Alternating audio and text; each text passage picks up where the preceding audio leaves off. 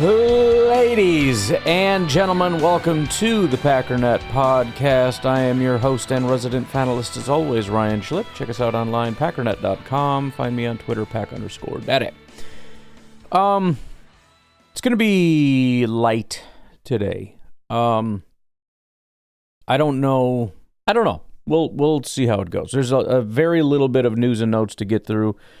Some weird, interesting things, obviously, not the weird is obviously, but obviously have some things for the Packers to get through because there's a Packer game. But I can't imagine that's going to take a long time. I have no freaking idea how long things take. I do want to go through the games. I don't think I'm going to do super heavy in terms of like all the betting stuff. Man Behind the Curtain did provide a little bit more detail, so I think I'm just going to lean on his thoughts from a betting perspective. I'll probably save that. I don't know if I'll save that toward the end, because with the remaining time, I think I'll try to get through some calls, possibly. I don't know. Kind of fast and loose with it today, but that's kind of the order of the day. I was going to do a lot of schematic stuff because we didn't quite get to that. I'm just going to very lightly touch on that as opposed to going super in depth like we usually do. Same with the betting and the games. We'll touch on it without drowning in it. For starters, and I mean this isn't super relevant on game day, but since it's been a topic of discussion, I just got done recording Packernet After Dark, and one of the last things we talked about were coaching candidates. And one of the names that keeps coming up, I don't think I mentioned it because it's kind of a silly thing that I don't think is a real suggestion, but Bill Belichick has come up numerous times. And I absolutely understand the appeal. He's maybe the greatest NFL head coach of all time.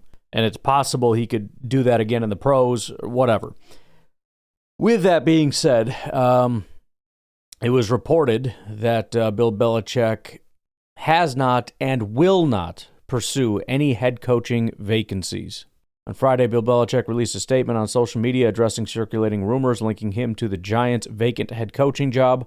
Although Belichick has great respect and genuinely cares for the New York Giants organization and both the Mara and Tisch families, his commitment to the UNC football program has not wavered. Now, it is worth noting that when you have a job and you got paid a lot of money to do a job, there really is no other answer other than, of course, I'm not looking for other freaking jobs.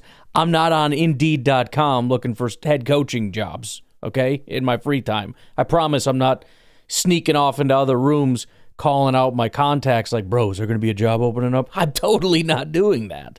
Now, I also think, given the amount of money that was given to Bill Belichick, that he's not going to be out necessarily soon. But let's just say hypothetically things went bad enough and they said, you know what, we're going to go in a different direction, and he suddenly needed a job. Would this change quickly? Very possibly. But the news as of today is that Bill Belichick has not and will not pursue any NFL head coaching vacancies. I tell you what, the only other kind of big news is regarding the Lions, who we have to talk about anyway, so why don't we just wait on that? Why don't we just delve straight into some of this Packer stuff? First of all, a lot of happy Packer fans out there because Brandon McManus is not going to be in this game. And I'm already seeing a lot of people are very anxious about my thoughts on the situation. Beer Cheese Benny reached out and seems to think that I'm rooting for him to miss kicks so I can say I told you so, which sucks that so many people have such a low opinion of me. I put a pretty big wager against the Packers, and I promise you I'm hoping to lose all of that. That's a bigger loss to me than the stupid kicker situation. So let me... Here's the situation. I've made it very clear. I think McManus is the Packers' future. I've also said I don't want him playing if he's hurt. So, believe it or not, I'm actually happy that Havrasik is going to be in this game. I don't want a hurt kicker out there that causes our coach to hesitate and say, I don't really want to kick this 52-yard field goal or something stupid because, he's not really feeling good. I don't need a coach questioning those kinds of decisions. We know Haversick is healthy, and we know that he has the leg to kick it from just about anywhere. So at any point, if you feel like kicking a field goal as opposed to going for it on 4th and 9 or whatever, which is becoming a habit, feel free to go ahead and pull the trigger on that, all right? As far as the I told you so stuff, look, I shouldn't have to tell you. It shouldn't even be a debate. My whole point is that he's not going to remain a 100% kicker. That's impossible. And so the question only becomes, what is he? And my thought is, he's not going to be as good as McManus, because McManus has been one of the best and most accurate kickers over certainly last year, but I mean over his entire career, he's been a phenomenal kicker. Haversick is not a good kicker, has never been a good kicker. Now, is it possible that he suddenly magically became a very good kicker and will just continue being one of the best kickers for all time? I would say the odds of that are shockingly low, but not impossible. And so the other benefit of this is that if he does, let's say he kicks 3 field goals again. Now, that's partially frustrating because it's going to, I don't know that it moves the needle a ton for me, because didn't McManus, how many kicks did McManus make in the offseason? I want to say it was upwards of 30-something kicks before he missed. And now everybody wants him gone. Haversick has made what? 4, 5, 6 in a row? It was 25 before he missed a nearly 50-yard attempt. 25 straight field goals made. And he's going to be discarded because Haversick made whatever he made. Well, he broke the record. I don't give a crap. Again, that's gadgety stuff. There's guys on TikTok right now kicking field goals in that range. I don't want them to be our kicker. So, again, I hope he can extend his 100% rate for as long as we need him, which is possible even among not super great kickers. It's less likely, but it is possible. But the bottom line is my position probably isn't going to change a ton. If he does make a ton of kicks, it does move the needle a little bit more. It makes the question a little bit more difficult, but I think more than anything, it just makes things more annoying for me, but that's fine. As long as he makes his kicks and we win the game as a result of him kicking field goals, I'll deal with the consequences of that. I would much rather have that than the alternative, which is he's bad, and then I get to come under and say, ha-ha, which I will, but that's not my goal, I promise. I won't say ha-ha, but it will be a very brief frickin' duh. He's a human being, dude. Nobody's 100%. He's not a frickin' machine. So, again, to reiterate, I am happy. I don't want a hurt kicker out there when we have a guy that's proven himself capable. So I'm glad to see that. I think the weirdest news of the day, which of course has cropped up a whole line of people filling in the blanks, but really weird situation with Malik Heath. Apparently Malik Heath is not only not playing in the upcoming game, he's not even traveling with the team. The official reasoning is being put down as coach's decision. Now, let's see if I can find the tweet. One of the media members, I forget who it was, he essentially said that when these things happen, it's almost always disciplinary. Something went wrong, and so the coach had to make that decision. Now, as of right now, there's nothing coming down as far as a suspension, although I don't know. I don't know the ins and outs of all this stuff in terms of benching someone without suspending them. Usually, I mean, a disciplinary thing, you would say you're suspended for a game or something. I don't know. Maybe that's a technicality. I will say, as a side note, well, a couple things. Number one, Matthew Golden and Savion Williams are questionable in this game. Number one, if it so happens that either of those two can't go, that is going to cause a firestorm because you chose to bench a guy when we kind of needed a guy. You know what I mean? The good news is I don't think that's going to happen almost for that exact reason. There were no wide receiver elevations, meaning they felt comfortable sitting a guy and didn't feel the need to elevate anybody. Then again, there's Bo Melton, so maybe that's this. If either of them can't go, we always got Bo.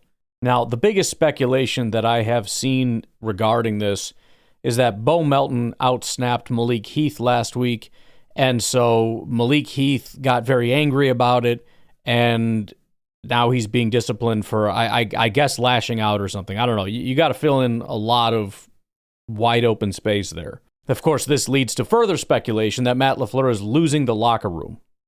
I mean, it's not impossible, but good Lord. I mean, the amount of stuff that is made up in there as opposed to what we actually know is kind of staggering.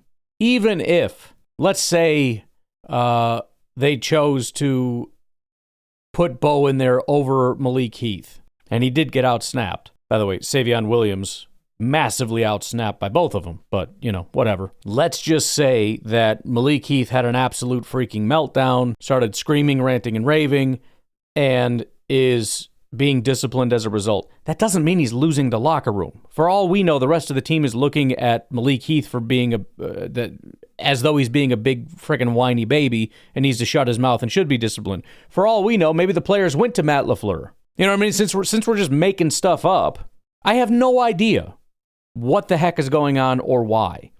Maybe it's a curfew issue that he missed. Maybe it's been a recurring issue. Maybe he got into a fight in practice. Maybe he took a giant dump in the middle of the weight room floor. I don't know what happened. And it's so weird that we're like, well, he's mad about Bo. Okay, so what does that mean? So that's why Matt LaFleur isn't going to let him play. He's not even going to let him travel with the team? No. Why go to that extreme? Well, because Malik lashed out. He did? You know that? Well, it's obvious. Okay. Yeah, maybe it's obvious to me, to not me. I don't know. Again, just going through the comments under Jason Wilde's thing here. Signs that LaFleur has lost the locker room. Dobbs last year, Heath this year. We literally don't even know what happened to Dobbs last year, but I don't remember anyone even speculating that he lost the locker room. It had anything to do with Matt LaFleur. Interesting. Well, I wonder if he was upset about losing snaps to Bo Melton, or did he lose snaps to Bo Melton because of something else he did? Oh, interesting question. First of all, thank you so much for starting off your tweet with "I wonder." Is that so freaking hard, people, to just say "I wonder"? I don't care. We can speculate all you want. Just sit here talking bull crap. Well, LaFleur lost the locker room. How do you know that?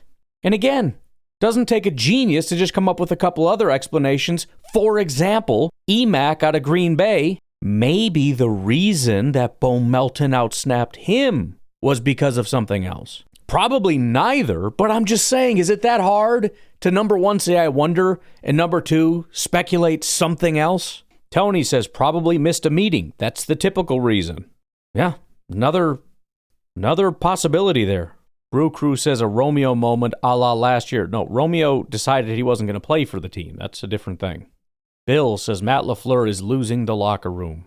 Jeff says, I don't blame Heath for being pissed. What? Some other people in here saying, what is your take on this? Which, again, thank you. Not that anybody knows, but man, it's so refreshing to just see an ounce of humility in some people. To be like, hey, I don't know everything. What do you think? And again, the theory is entirely possible, but even if Matt LaFleur goes to the podium and is like, yep, exactly what Jim Bob 347X247 on Twitter said is exactly correct. Guess how much my opinion of your opinion improves? 0! Because you made it up and got lucky. You don't know what's going on. I think it's completely reasonable to assume that there is something going on or that something happened. It's a reasonable theory that maybe Heath is unhappy and he's being disciplined as a result of that. We certainly don't know that, but it's a fair enough theory. But good Lord, it's only a theory. I mean, we do conspiracy theories on the show all the time. That would qualify.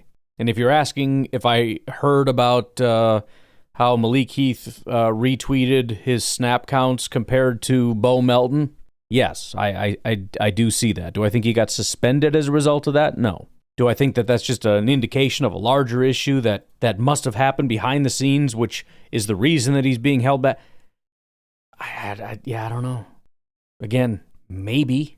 But man, do people love taking any little nugget they can find and using it to confirm their priors. See? LaFleur's losing the locker room. Kicker's out. See? Good Lord. Can we just... Whatever. Do what you want to do. That's what you want to spend your time doing. You do that. That's fine. Maybe we'll get an answer on that. Maybe we won't. I hope we do so we can at least put it to bed because the speculation is annoying as hell. But I doubt we do, and so we're going to be stuck with this. I actually saw a hilarious quote that goes exactly in line with what I'm talking about, and it was, I don't know what happened with Malik Heath, but I know I'm on his side. Okay. Yeah, okay. All right. Why don't we take a break, and we'll be right back. All right, I'll tell you what, we're just going to skip entirely the whole scheme thing because I think it's a waste of time considering they just fired their head coach and have a new quarterback. So why don't we dive into the upcoming games, starting with the question of playoff odds and whatnot, importance of each game. All right, so as a result of the debacle that was last week, not only the Packers, but everything else that transpired, the Packers are at 75% chance to make the playoffs. Obviously, those are still very good odds. But, again, on the other side, we'd be in the probably mid-90s had we won that game. This game, obviously, is incredibly important because if we lose, this is via New York Times playoff machine thing, whatever, we drop down into the 50s. Still above 50% we make the playoffs, but you're pushing 50-50-ish. If we win, again, it all depends on the other games and whatnot, but it bumps us up to 80%, just isolating the game itself. If we look at some of the other games, I'm going to assume we lose the game just because it helps me kind of like, if you win, some of these other games don't really matter as much. If you lose, then all these games start to matter. It really kind of amplifies the importance of these other games. So, for example, Commanders-Dolphins. Not a major game, but it's pretty obvious who we're rooting for, considering one is AFC, one is NFC. I had us losing, it bumped us up to 59%, whatever. Somewhere in the 50s%. Again, doesn't move the needle a ton, but from 59%, a Dolphins win bumps us up to 60%. Falcons-Panthers, again, neither really move the needle a ton. They're both NFC. They're both pretty bad, and they're both relatively, I shouldn't say pretty bad, but they're both relatively even in terms of where they're at. So it's not going to move the needle either way. It's bad that one wins. It's bad that one loses. However, presumably because of the tiebreaker, if it came down to that, the head-to-head tiebreaker, we're rooting for the Falcons in that game. Again, it bumps us up to 60% if the Falcons win. Texans-Titans is completely irrelevant, has no bearing on our game whatsoever. And then there's Buccaneers-Bills, and this one does have some repercussions. Again, none of these move the needle massively, but this one a little bit more. It's just 60% if the Bills win. However, in all the other games, we drop not at all. It's between 59 and 60. With the Buccaneers, we actually do go down to 58%, meaning it's a little bit more meaningful, especially because they're kind of top dog, et cetera, or at or near the top of the order. So again, Dolphins, Falcons, and Bills, especially the Bills. Bengals, Steelers, irrelevant. Seahawks, Rams, irrelevant for the same reason that essentially Panthers, Falcons is pretty irrelevant. It's not that we don't want one of them to lose. It's just that one of them has to lose, one of them has to win. And regardless of which way it goes, that's both bad and good in equal parts, roughly. So pick whichever team you think is going to be on top in the end and root against them. Ravens, Browns, Chiefs, Broncos, not really relevant. Raiders, Cowboys, another one that doesn't move the needle a ton, but we're rooting for the Raiders for obvious reasons. Eagles, Lions doesn't move the needle as much. I mean, it does, but not as much as you would think. If the Eagles win, obviously that's bad for certain reasons, but it does bump us up to just 60%. Again, not massive because of how much that sucks with the Eagles, but if the Lions win, we're down to 58%. So it's 1% in either direction. Shouldn't have to tell you this, but obviously we're rooting for the Eagles. I'm guessing the mathematical thought process here has to do with the fact that we're probably fighting for a wild card spot more so than the number 1 seed, but I couldn't really tell you, really, outside of that. The 2 biggest games, surprisingly, the Lions-Eagles is not one of them. 49ers-Cardinals, where a Cardinals win bumps us up to 61%, and a 49ers loss down to 58%. And then the biggest game is Bears-Vikings. The number 1 team we're rooting for this week should be the Vikings, as much as that may pain you. It not only bumps us up to 61%, which is the highest, tied with the Cardinals, but that's the highest bump we can get, is 61% from any one game. It's also the biggest negative is if the Bears win. We drop to 56%. Nothing else even gets us below 58, and most don't even get us there. The Bears winning hurts us more than anything else. So, the one final thing I want to do is Hell Week and the best week ever. So if everything goes wrong, that is the Commanders win, let's say Panthers win, because now there is a little bit of a difference there. The Buccaneers win. I'll pick Seahawks because who cares? And then, let's see, Cowboys beat the Raiders. The Lions beat the Eagles. 49ers beat the Cardinals. And the Bears beat the Vikings. It drops us down to right at 50%. It says 51%. Now, it's probably going to be worse than that because I'm guessing there's some adjustments that take place week to week. And in those adjustments, the teams that won, which would be all the negative ones, are going to be bumped up a little bit, meaning it's going to overall kind of drop us. But let's just say, worst case scenario, we're dropped down to about 50%, possibly below 50% by the start of next week. And the only good things that took place would be that the Eagles, the Cardinals, the Rams, the Vikings all lost. But again, as far as our actual odds, it just was a crappy week. On the flip side, Packers win, we're automatically at, now it says 79%, whatever, 79%. We got, now it's saying Commanders win is better for us. I don't know if it's just because it's basically 50-50 and it doesn't matter, or if it's because we're on the other side of it now, but I can't imagine that would be the case, so I'm just going to say the Dolphins win. The Falcons win, where's Panthers better? They're basically 50-50. AFC teams don't matter. Raiders beat the Cowboys. Eagles beat the Lions. Cardinals beat the 49ers. We'll say Rams win. Vikings win. So the gap between the worst possible week and the best possible week is the difference between our playoff odds being 50% and 85%. Now, it's not going to be all the way in one direction or the other, or at least the odds are exceedingly low that is the case. But that's kind of the span of what we're looking at this week. Obviously, I don't want to say the only one that matters, but clearly the biggest one that matters is our game, right? Between 50 and 85, whereas between 59 and 80 is up to us, which also sucks because that means we can be hurt more by other games than helped more by other games, but whatever. But again, the biggest takeaways here, Vikings game, Vikings win, Cardinals win being the two most important. Obviously, we're rooting for the Eagles. That's going to hurt us either way, but I mean, considering the NFC North rivalry, the desire to win the North being important, it's not a question. I think it just makes it harder, to end up surpassing the Eagles, to end up whatever. It doesn't matter. We got to win the division, so rooting for the Eagles. Those are the biggest ones. And then the only negative about the Vikings winning, if they do, is that it keeps the Vikings still in that contention in this tight four-way race.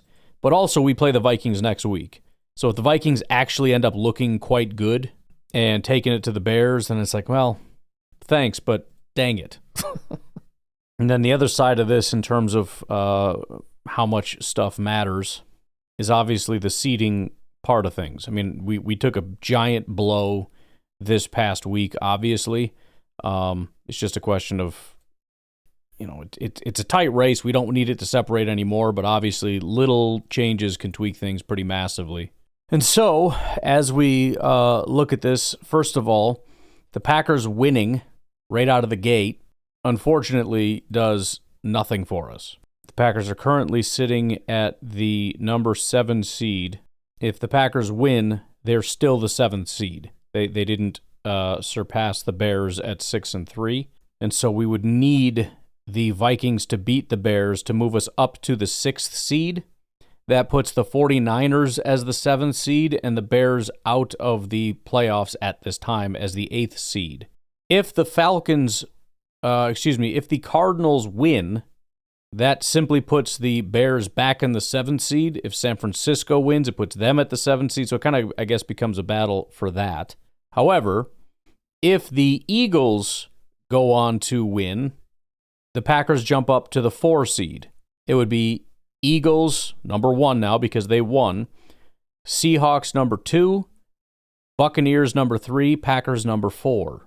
If Tampa loses to Buffalo, Tampa drops to 4. Packers are the 3 seed. This is how quickly stuff can change. We were nearly out of the playoffs. Again, I don't mean, you know what I mean when I say that, right? Some people get super nitpicky about the words I choose to use. But we go from nearly out of the playoffs to the 3 seed. Now, as far as can we surpass the 2 seed? Well, that's the currently the Seattle Seahawks, even after all this stuff. Well, what if the Seahawks lose? Well, they're playing the Rams. That just puts the Rams in that spot and drops the Seahawks to the 5 seed because the Rams would be 8-2. And then the number 1 seed is the Eagles, and no, we can't surpass them, obviously, because we just had them winning their game. The only way to bump up the NFC North as a whole is for the Lions to win, but that puts us at the 6th seed if the Eagles were to lose. Now, and that would bump the Rams up to 1. We shouldn't be advocating for that because it's better to be the 3 seed than the 6 seed. You could argue that because of the record, and this is why it was only marginally helping us for the Lions to lose, an Eagles win gives them 8 wins. A Lions win gives them 7 wins. And they're just a game ahead of us, or half a game, or however you want to say that. And so by the Eagles winning, they are quite a ways out in front, which is why prior to this week, the Packers have like a 1% chance of getting the number 1 seed. It is just a massive hill to climb. And that's also a big part of the reason why the Cardinals winning would help us, even though it puts the Bears back in the playoffs. Because if the San Francisco 49ers win, they are the 6th seed with 7 wins. With the Seahawks losing, you would still have the Rams at 8, the Seahawks at 7, the 49ers at 7. Right? So you have an 8, a 7, and a 7. We don't need that in our life. The Cardinals winning, even though it's temporary, so it doesn't really matter. The Cardinals winning, putting the 49ers at 6 wins and behind us is more important. So that's why we got to start chipping away at the NFC West a little bit. Because right now there are 1, 2, 3, 4, 5, 6, 7, 8, 9-ish teams we're competing with in the NFC, which is a lot of them, obviously. But the Eagles, the Rams, the Seahawks, the 49ers, the Lions, the Bears, the Vikings, the Bucks, and the Panthers. And that's kind of it. So we should probably be rooting for the Falcons, I suppose, because I'm counting 5-win teams. It's not impossible for a 4-win team, but let's just say that 5-win teams or better are in competition. Washington and Dallas are NFC, but they're both 3-win teams. So, I mean, yeah, we could certainly root against them, and it's not going to just give us, I guess, a little extra cushion. But if we're competing with them at any point, I think we got bigger issues, to be honest. So that is sort of the playoff picture for this week. We'll take our final break. We'll come back and look at the games and see what we got. We'll take a break. We'll be right back. Alrighty. Again, let's run through these games one more time here, just to kind of give a little bit of insights into them. I actually want to start with the Lions just because I don't want to accidentally forget. Kind of important. The Lions are once again dealing with some not great injury news. Their injury list is extensive. The Eagles, on the other hand, have 2, 4, 6, 8, 9 people on their injury report. Every single one of them was a full participant on Friday. Only Willie Lampkin is questionable. For the Lions, they have 2, 4, 6, 8, 10, 12, 14, 16, 17 players on the injury report. Of that, 7 are questionable. Brock Wright, tight end, which surprisingly does matter. Get to that in a minute. Sion Vaki, the running back, is questionable. Isaac Tesla, wide receiver. Penei Sewell, questionable, which is very big. Jacob Sailors, running back. Amik Robertson, cornerback. Taylor Decker, their other tackle, all questionable. So their tackle duo is questionable. Neither Sewell or Taylor Decker practiced on Friday. There was speculation that maybe that's just to make sure that they're healthy. I don't know, but that ain't great. In addition, their linebacker, Malcolm Rodriguez, is out. Cornerback, DJ Reed, is out. Edge rusher, Josh Paschal, is out. Tight end, Sam Laporta, is not only out, he is now on IR, which means he's not playing in this game. He's also not going to be playing the Packers the next time that we see them. Safety, Kirby Joseph, is out. Offensive lineman, Miles Frazier, is out. Edge rusher Marcus Davenport is out. Cornerback Terrion Arnold is out. Frickin' brutal. Their corners are looking like they're going to be Amik Robertson, maybe Rock Yassin and Arthur Mollett. And that's with, again, Kirby Joseph being out, meaning you got Branch and, I don't know, Thomas Harper. I don't know who that is either. But again, with Sam Laporta being out, that leaves them with 2 tight ends, Brock Wright and Ross Dwelly. And Brock Wright is injured and questionable for the game with an ankle injury. Both tackles questionable. I'm guessing they'll play, but they have 3 offensive linemen that are backups. Now, presumably, if they can't, they'll be, elevating people or whatever. I haven't seen any news about elevations, but I don't even know who would be, outside of Dan Skipper, who would be on the offensive line. I just don't know. Isaac Tesla being questionable is a big deal. They have 5 receivers. Amon-Ra, Jamison Williams, Khalif Raymond, and then 7th-round rookie Dominic Lovett. Running back isn't as big of a deal because they have Gibbs and Montgomery, except for the fact that 2 of their 3 backups are questionable. Again, probably going to play, and it shouldn't matter because unless there's any injuries, it should be Gibbs and Montgomery the whole time. But I mean, this is a rough situation. Oh, and Amik Robertson, as I said, being the starting corner, also questionable. So, DJ Reed is out. Terrion Arnold is out. That's their top 2 starting corners. DJ Reed's been out for a little bit. But now you're looking at Amik Robertson. If he can't go, I mean, good Lord. Assuming all the questionables play, you still have, Goff with the running back duo, all the wide receivers, healthy, talented offensive line, and you're really just down your tight end. But you're still dealing with injuries, and you're dealing with a decimated defense that might be even worse than before. Let me rephrase that. A decimated defense that's even more decimated. The Eagles right now are 2.5-point favorites. It's obviously a very close game. It is in Philly. I mean, everything's going in our favor in terms of the Lions coming away with the Lions losing. I don't feel any particular way about it. If you put me on the spot, having looked into nothing outside of the injury report, I would still choose the Lions. Number one, because the Lions are a very good team at overcoming this stuff. I mean, obviously there's a limit, and we saw that last year. They hit their limit, and they're not as good of a team as they were last year. But we also watched Philly play the Packers, and they looked like dog crap. Yes, we lost. That's why everybody's so upset.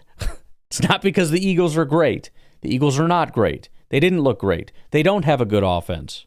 And my concern is their not very good offense is going to have to challenge this Detroit Lions defense, and even if they're successful, I don't know that their defense is going to be able to stop the Lions offense. But Eagles are 2.5-point favorites. As for the man behind the curtain, he did place a bet on this game, but it's not in terms of the picks, it's about the under. He's saying to pick the Lions-Eagles under 47. He says, Sharps hit the under hard, dropping it to 49.48, down to 46.5 at most places. That's where it's at where I'm looking. I expect this to go back up at some point. I still think there's value at 47. Public will certainly be on the over. 47 and 48 are key numbers. Sharp money is also on the Eagles, which is correlated with the under, which is good news for us, obviously. It is essentially saying that the betting side, as opposed to the public side, is coming in heavy on the Eagles. And what he's saying is, if it's an Eagles victory, it's probably a lower scoring game. Dan Campbell took over play calling duties last week from offensive coordinator Morton. Second game after a change. I always like to bet against the overreactions and sell high on good news. Both teams bottom half in the league in possessions per game. I expect the Eagles defense to slow down the Lions offense and Eagles to eat a lot of clock on their drives. Primetime unders are 57.5% the last 5 seasons.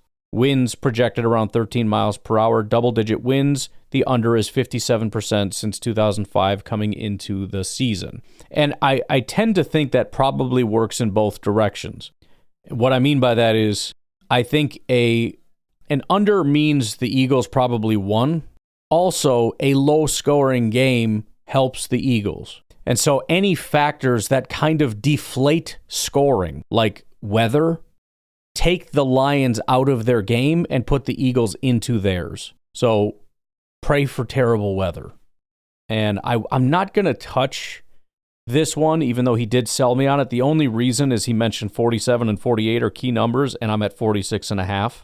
And I know it sounds like we're splitting hairs, but it's key number for a reason. So I will leave that alone unless I see that get bumped prior to game time. That is the Sunday night game, so I will keep a close eye on that. And if it creeps up, I'll probably jump on it, especially keeping an eye on the weather. If the weather ticks up in any which way, I will I'll also keep an eye on that. Rain, increase, 20-mile-an-hour winds or anything like that. What other games did I say were important? We've got Washington, Miami. Miami are 2.5-point favorites. That isn't a really big game, but, again, hoping for Miami, because screw the NFC. Packers, Giants. The Packers are still at 7-point favorites. I did bet the Giants. You heard me do it live on the show, and it was at 8 points, so I got a little bit of a benefit from that. Not much. I thought maybe it would continue to move toward the Giants, but it sounds like it just settled in right there. As for the betting, he put that down in his teaser of the week. Packers -1. Remember, teaser is just move the line. So it's picking the Packers, but not at -7, at -1. He says, I like both teams to bounce back. Sharp money. Oh, he's talking about the Bills because that's also on here. I might as well just say it. Packers -1, Bills plus 0.5. Currently, the Bills are 6-point favorites. All right, here's what the full block says. I like both teams to bounce back. Sharp money is on the Bills, and I personally bet them -5.5, but threw them in the teaser here instead. Tampa is still top 5 in the luck metric. Almost put the Cardinals in there. Might bet them separately on game day. Not a good teaser week. So not a ton of notes there for the Packers. But that has been kind of bugging me a little bit. I'm still glad that I bet against the Packers. I'm going to continue doing that just because I'm tempting fate. Whenever you go crazy like that, whenever you start getting confident and throwing things, you're going to get knocked. I mean, that's how Vegas works, right? You just keep throwing the money back in and I'm tempting fate.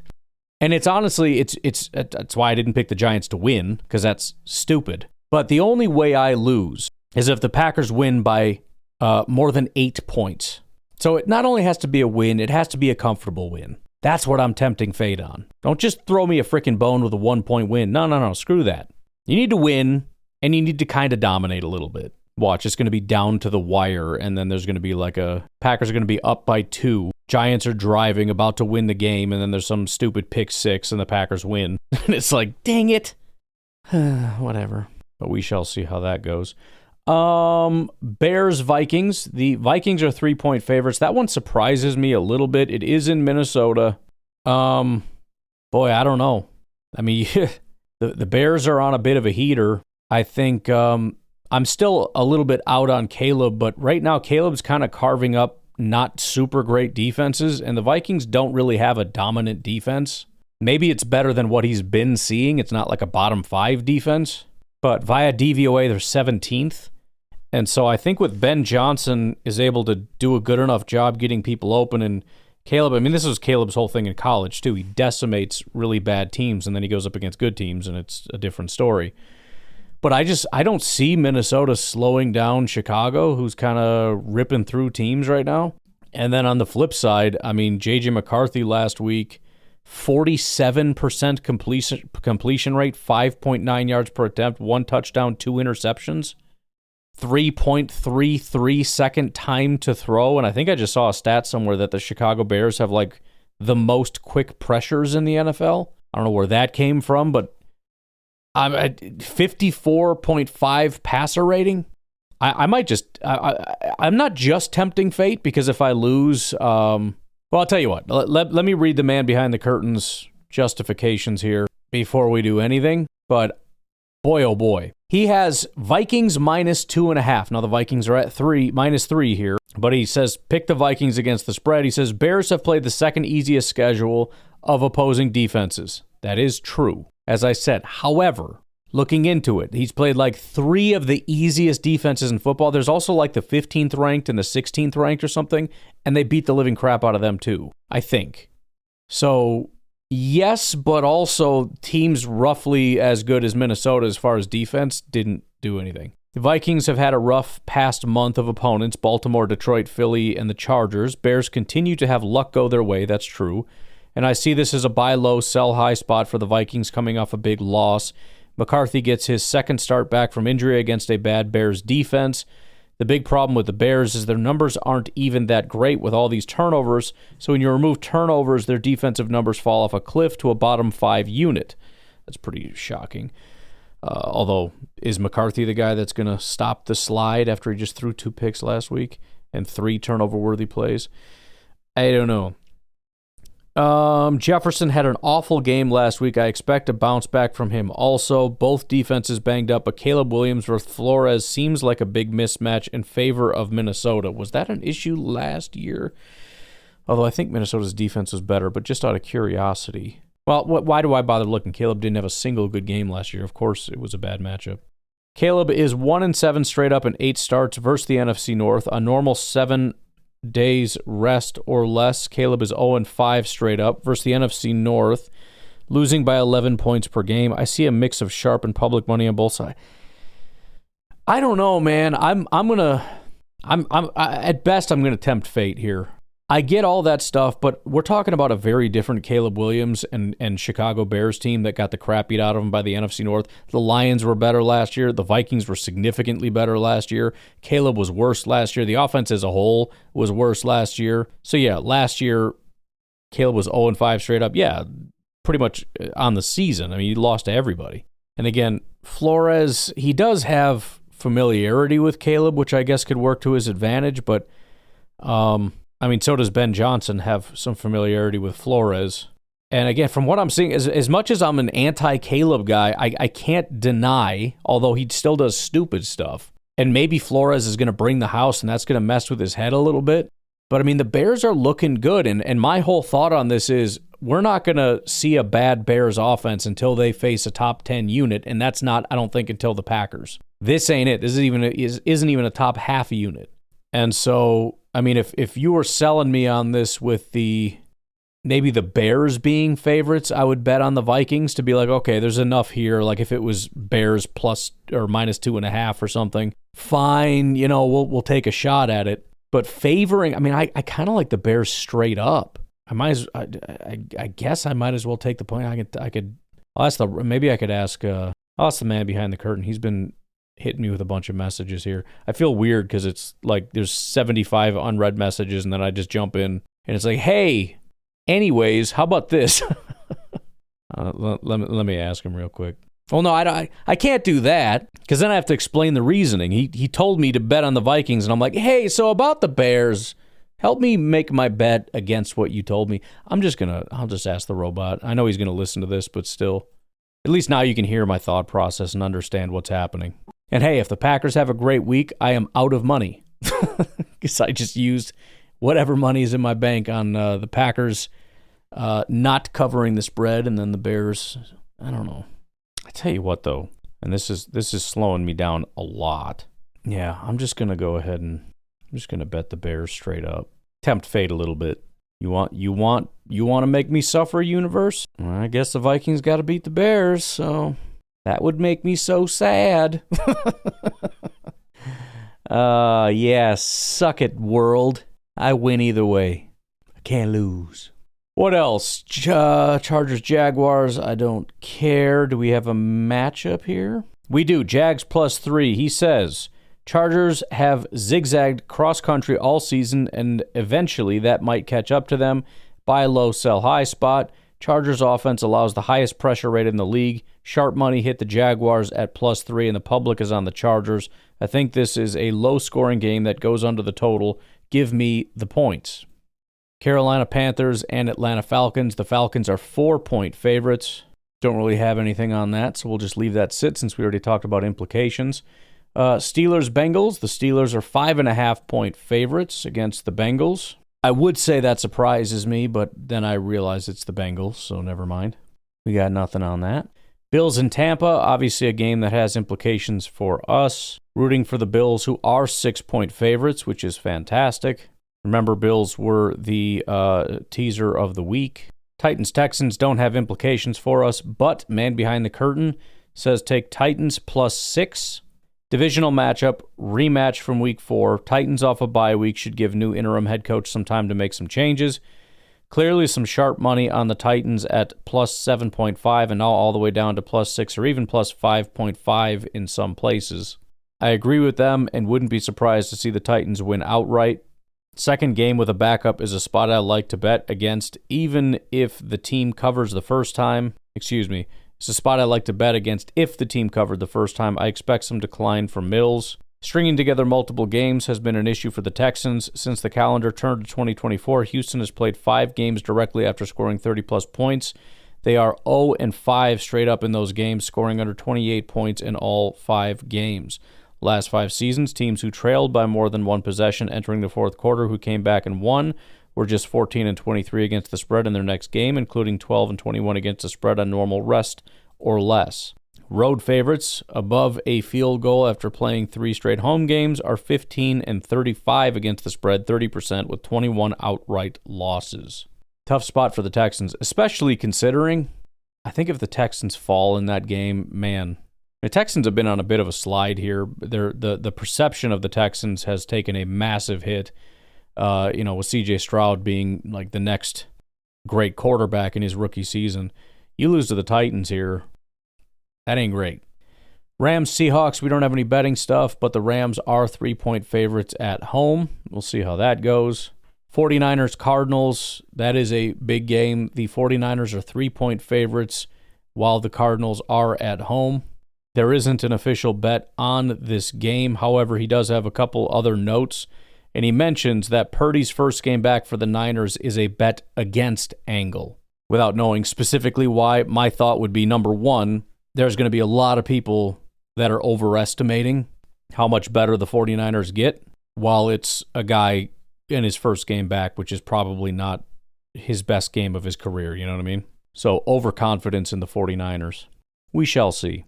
Chiefs, Broncos. The Broncos are at home, while the Chiefs are 4.5-point favorites. The bet here is to take the under 45. He says when a road team is coming off a bye week, Kansas City, the under is 40-18-1, which is 69% since 2021. When a team is coming out of a bye week, Kansas City, after losing as a favorite before the bye, the under is 67% since 1992. When a team is heading into their bye week, Denver, and facing a divisional opponent, assuming the opponent is not in the same situation, the under is 71% since 2013. Divisional unders are always a good look as teams are more familiar with each other, and the matchup is usually low scoring. That is true. That's also why anytime there's a big spread, I tend to want to bet against it. You know, like if the Bills, maybe it's a bad example, but if the Bills are like 13-point favorites over Miami, I don't know, dude. Especially if it's on like a Thursday or something. Yeah, I don't know about that. Public probably gets the Chiefs cover. Broncos a team I'd like to sell high on after a bunch of close wins. Baltimore and Cleveland, there's no implications here, but Baltimore are 7.5-point favorites. And Mr. Man Behind the Curtain says to take the Browns 7.5. Divisional rematch game, 20-mile-per-hour winds potential. The total won't stay above 40 if the weather report holds. And that's true, it's at 38.5 already. Low total correlated with taking the points with the home dog. Ravens 3 wins in a row now at a sell spot, and Browns back to being underdogs after losing to the Jets last week, so I like them to get up for this game. Browns fit a spot I love, team off a loss that is perceived much worse than reality. Browns dominated the box score in the loss to the Jets, now playing a divisional opponent on a 3-game win streak who is coming off an iffy win. Browns bump up at home defensively. Cleveland head coach Kevin Stefanski gives up play-calling duties. He has done this in the past midseason when his teams have underperformed. It's never proven to be a long-term solution, but it has provided a bit of a short-term spark and has shown a short-term positive offensively. Ravens are third straight road game. Teams very rarely sweep 3 road games, let alone cover. The game is shaping up to be pros versus Joes, and sharp money has taken the Browns at plus 8.5 down to plus 7.5, while the public is betting the Ravens like they already know the outcome. I'll take the points, getting the hook on a key number of 7. I tell you what, I think that one probably sold me the most. Let me just double check a couple of those things here real quick.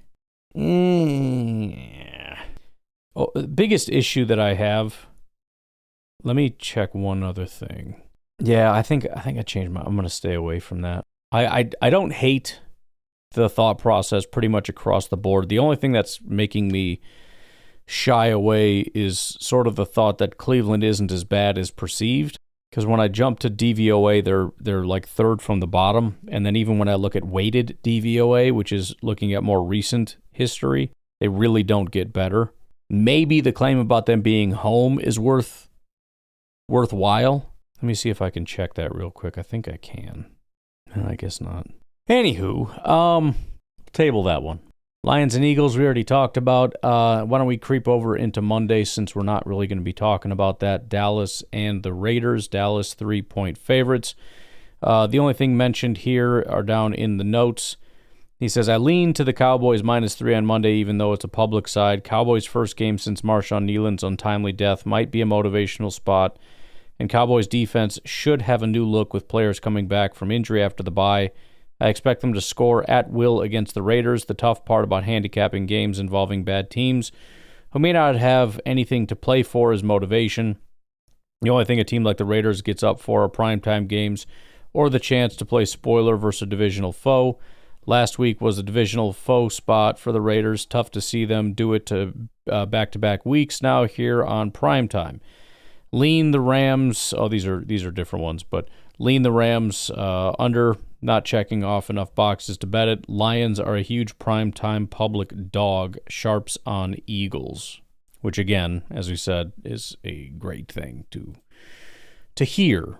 Should I bet the Lions just to complete the cycle? I probably shouldn't because I don't care as much. It's going to sting all the more if I bet the Lions and the Eagles win, because then I lose and also the Eagles won, which sucks. Although it kind of, you know what? I think I am. I'll do a very small bet and it'll be worth it. Only bet as much as it's worth it to lose, which is very little, but I'll do it because it would be worthwhile to have the Lions lose.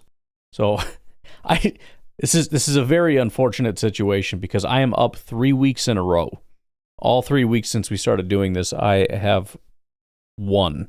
This week, I have not made a single intelligent bet. I am hedging every single NFC North bet.